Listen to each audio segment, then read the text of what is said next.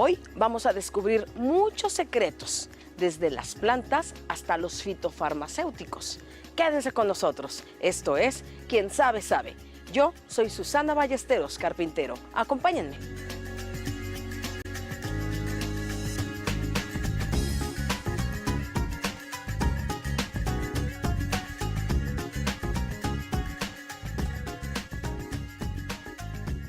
Estamos en medio del esplendor de la selva baja caducifolia.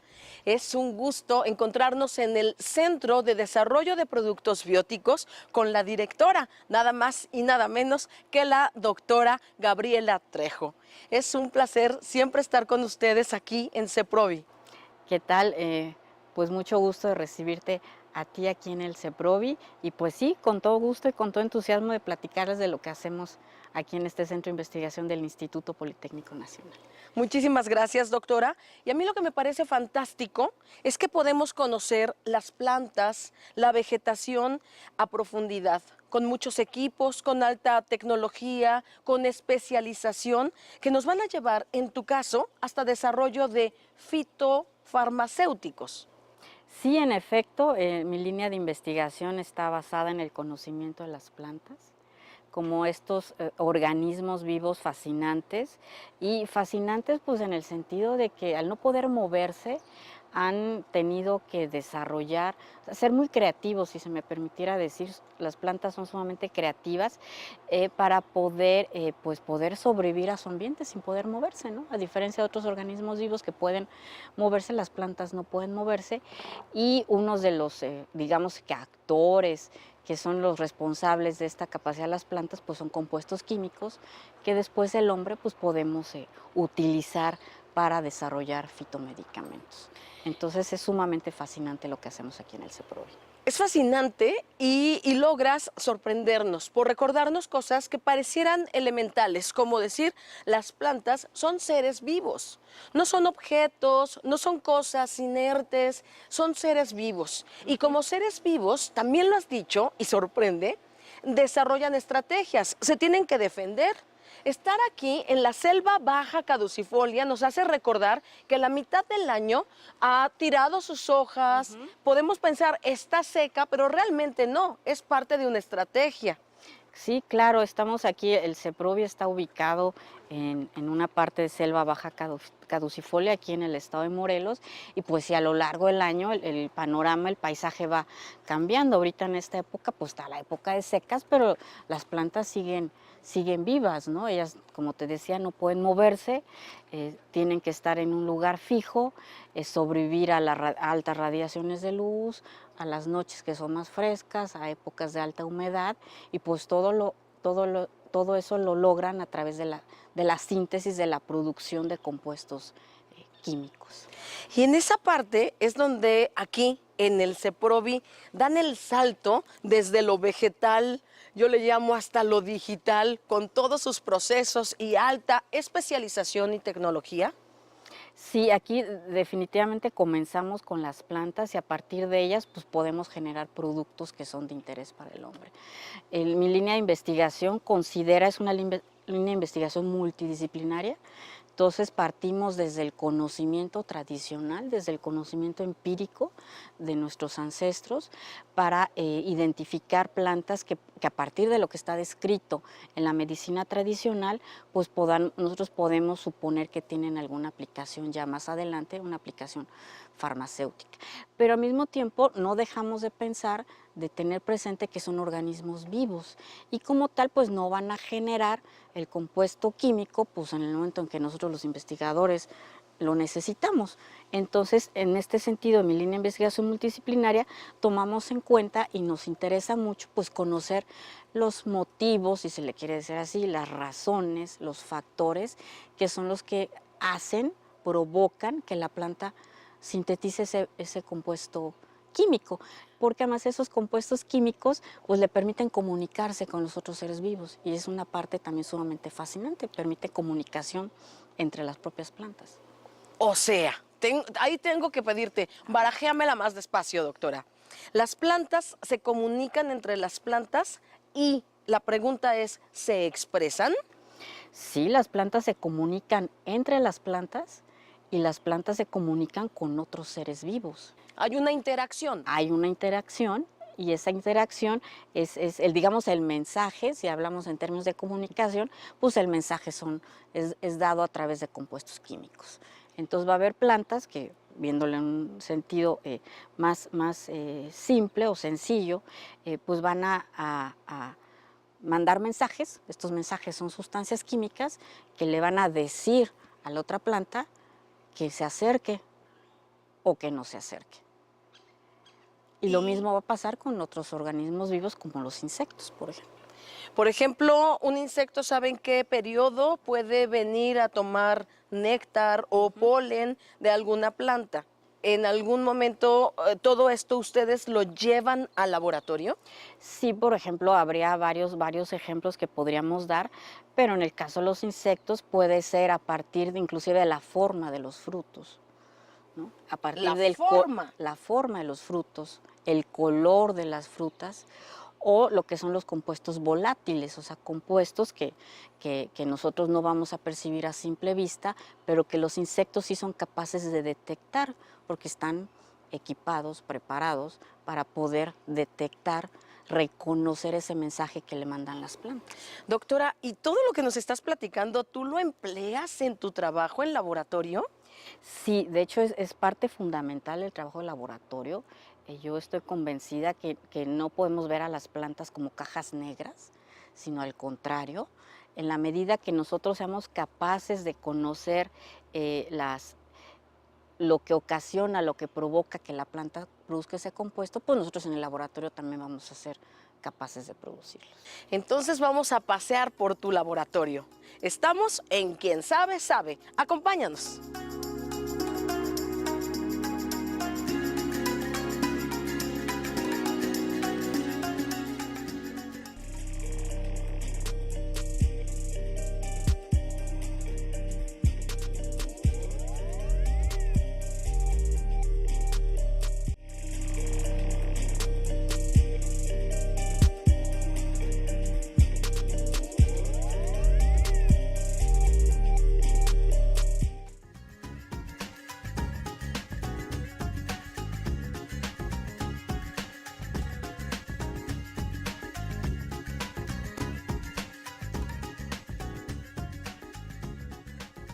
Ahora estamos dentro de un cuarto de cultivo.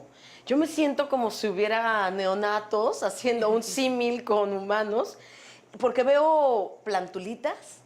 Cuéntanos más, doctora, por favor. Sí, esta es la cámara de cultivo del Laboratorio de Productos Naturales, que es en el laboratorio en el cual trabajo. Y como tú comentas, pues sí, aquí tenemos desde plantulitas hasta algo que conocemos como callos. Entonces yo te podría, por ejemplo, aquí mostrar, es en el caso de plántulas. Este es de una planta cuyo nombre común se le llama escoba y es una de las plantas de las cuales estudio. Aquí básicamente lo que se trata es de multiplicarlas, porque bueno, aquí en esta caja debe haber un orden de unas 10 o 12 plántulas y entonces pues esto nos da la posibilidad de en espacios reducidos, en condiciones controladas de cultivo, pues generar mucho material Pero vegetal. es como si fuera la planta bonsai. No, no es una planta bonsai, esta planta se desarrolla de manera completa, a diferencia de los bonsáis, de manera normal. Partimos para nosotros generar este material, nosotros traemos de condiciones naturales, de las plantas que crecen en sus poblaciones naturales, traemos material y aquí a través de herramientas de la biotecnología pues las podemos propagar, multiplicar. Y aquí en este caso estamos hablando de plántulas, quizás esta deba tener unas 20 o 30 días, pero posteriormente las vamos a pasar a condiciones de maceta, a crecer en tierra para que nosotros podamos generar plantas de tamaño Normales. normal. Esa sería básicamente la diferencia entre la planta bonsai y una planta normal. Sí, sí, estas van a desarrollarse como plantas normales. El bonsai se queda enano, por así decirlo. Claro que sí, el bonsai va a tener una talla reducida, esta va a lograr sus condiciones de crecimiento normales. Y lo que pasó en esta cámara es que las multiplicas, las propagas. Sí, se propagan, se multiplican en condiciones controladas, por eso es que están estas condiciones de luz, por eso es que hay temperatura controlada para que puedan desarrollarse de manera sana. Y ustedes saben la diferencia entre esta planta y las que están abajo, ¿es la misma? ¿Cambian por temporadas? ¿Cómo funciona?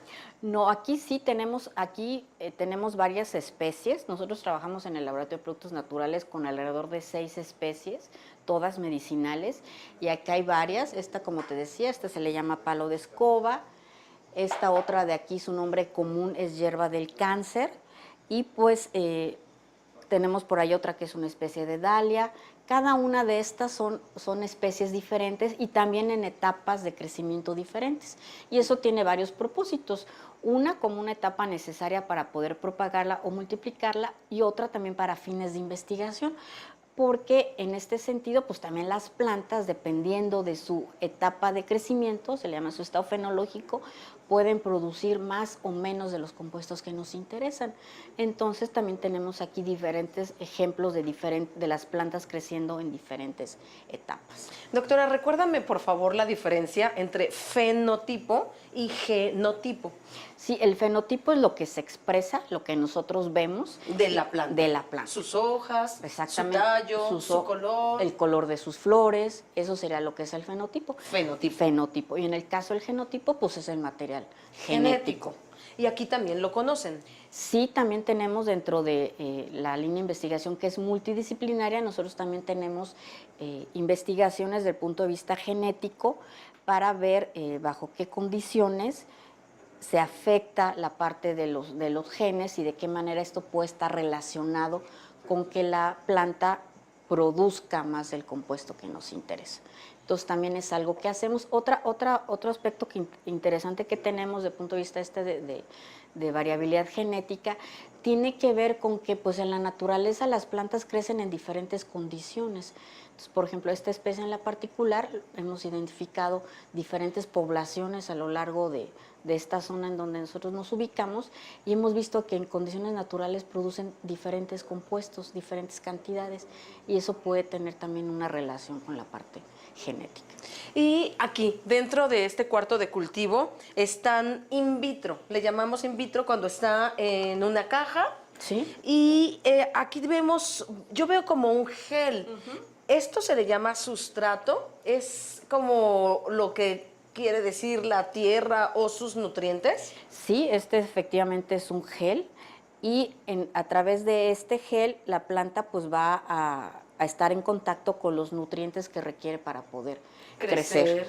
Se le llama medio de cultivo y en ese medio cultivo pues hay nitrógeno, hay fósforo, hay calcio, que son de los elementos más importantes que la planta necesita, vitaminas, también porque pues evidentemente está en una condición pues totalmente controlada, a diferencia de lo que puede pasar en la naturaleza, donde hay una rizósfera, hay tierra, hay comunicación, pues aquí está totalmente aislada. Ah, esta veo perfecto las raíces, esta no tanto. Sí, de hecho parte de lo que nos toca a nosotros desarrollar para poder tener este tipo de cultivos son estrategias que permitan que forme raíces, ¿no? Estas son dos especies diferentes, pero aquí podemos ver claramente las raíces y es muy importante porque en la medida que nosotros seamos capaces de generar condiciones para que en laboratorio la planta produzca las raíces, posteriormente la podemos pasar a un sustrato tierra para que se pueda ya desarrollar en invernadero.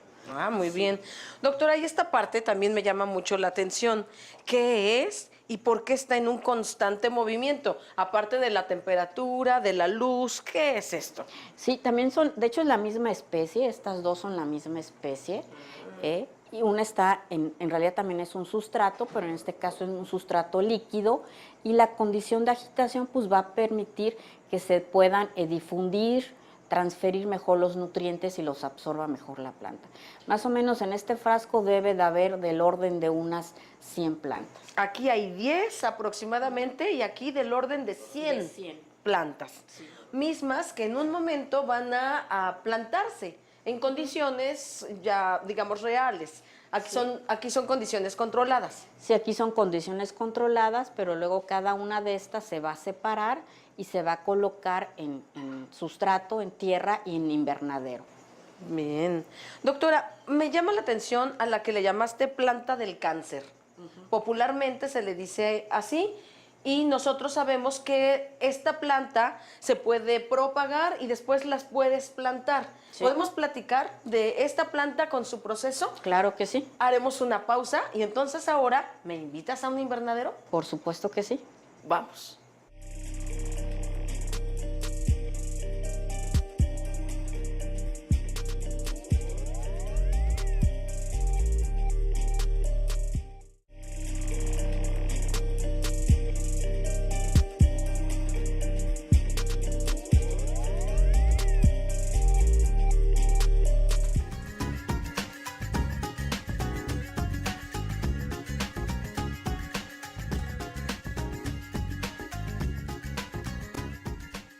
Doctora Gaby Trejo, la verdad es que es una sorpresa conocer, observar todo el proceso.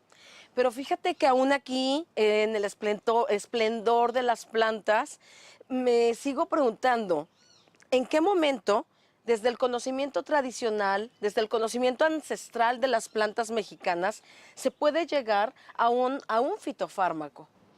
Sí, claro, aquí estamos en el invernadero del Departamento de Biotecnología, en donde ya lo que hacemos es pasar de laboratorio esas plántulas que vimos en condiciones in vitro, pasarlas ya a bolsas, macetas, con tierra, con sustrato, el cual también estudiamos que sea el más adecuado para que se puedan desarrollar.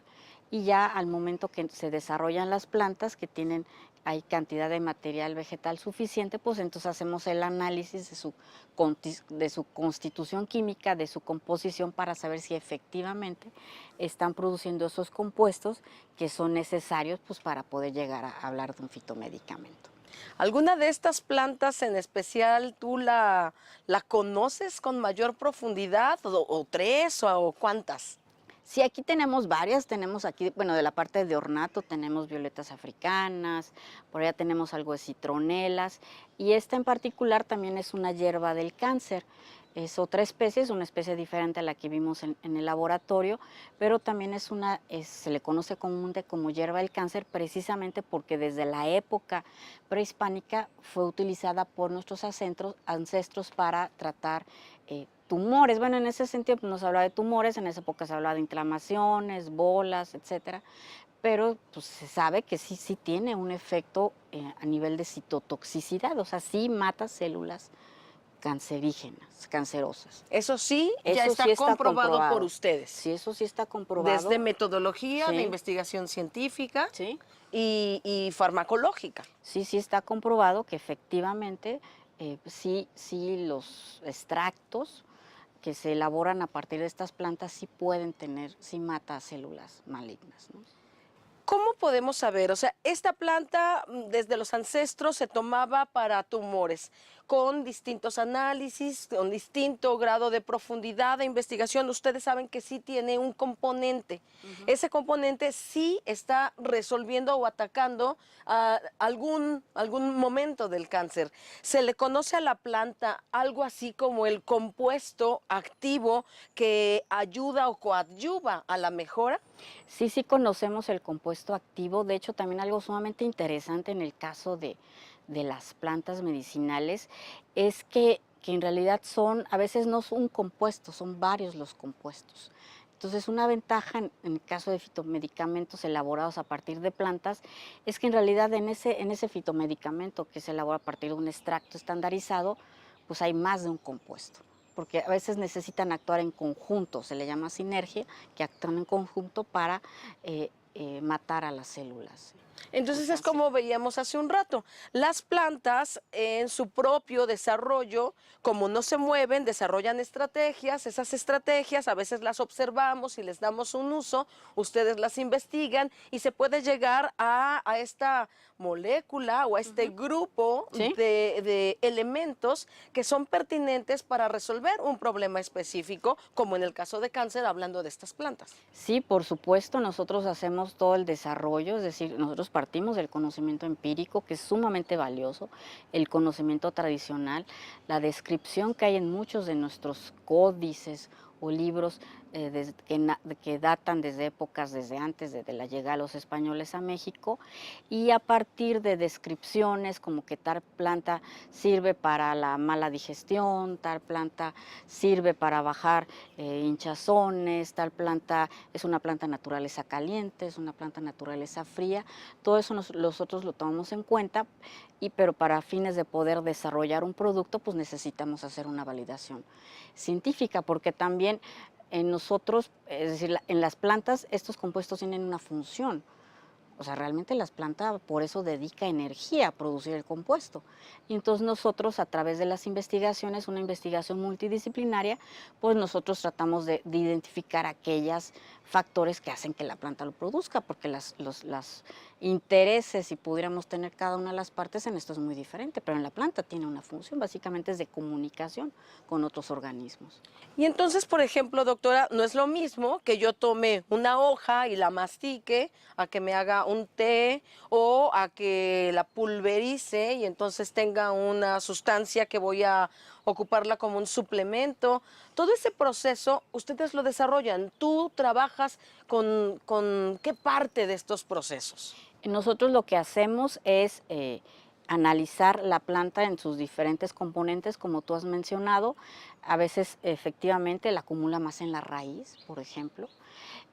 A veces la acumula más en la hoja, a veces la acumula o la guarda a lo largo de toda la planta, y dependiendo de eso es que nosotros vamos canalizando y desarrollando estrategias también para, por ejemplo, si la acumula en el caso de la raíz, pues nosotros tendríamos que extraer la planta y pues digamos que matar a la planta, por decirlo de alguna manera, más para ocupar la raíz. Entonces, por eso ocupamos los cultivos in vitro en condiciones en laboratorio, donde nosotros generamos material de raíces para, digamos que, enfocar a que la planta sintetice esos compuestos que son de nuestro interés. Y si pensamos en un proceso de innovación, de desarrollo, ¿en qué momento el conocimiento que ustedes han guardado, estudiado, analizado, descrito de las plantas da el salto y llega a la industria y puede ser a la industria farmacéutica?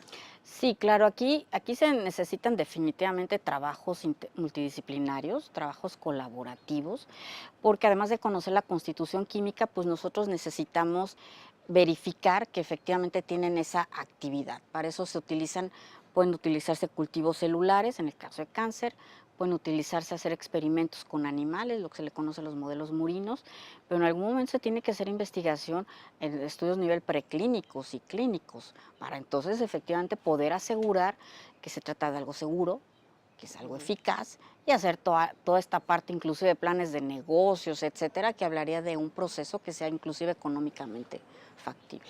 Son procesos largos, pero se conocen desde profundidad. Sí, los procesos son largos, definitivamente es muy importante que estar seguros de que efectivamente ese producto que se obtiene de las plantas va a ser seguro, va a ser eficaz. Eso hay que tomarlo con toda seriedad, y pues efectivamente el camino es largo, pero es realmente apasionante y es todo un área de oportunidad para nuestro país. Definitivamente importante y agradezco muchísimo tu tiempo, doctora. Muchas gracias a ti. Al contrario, quien sabe, sabe. Esta es una producción que te invita a conocer más y reconocer el trabajo de la investigación científica. Muchas gracias. Gracias a ustedes. Yo me despido ya. Soy Susana Ballesteros Carpintero. Hasta la próxima.